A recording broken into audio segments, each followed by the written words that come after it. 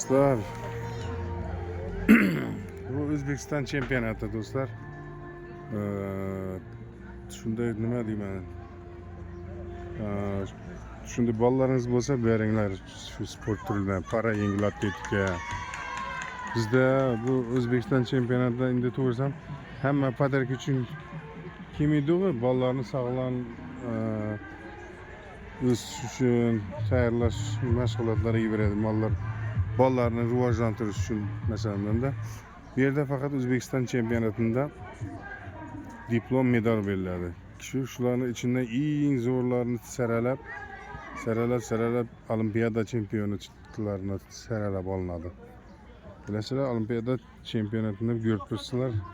Prezident qanchalik podarkalar berib tashadi, uylar, mashinalar. Endi biz podarka uchun kelmaymiz bu yerda. Bolalarni mashg'ulot qilgandan keyin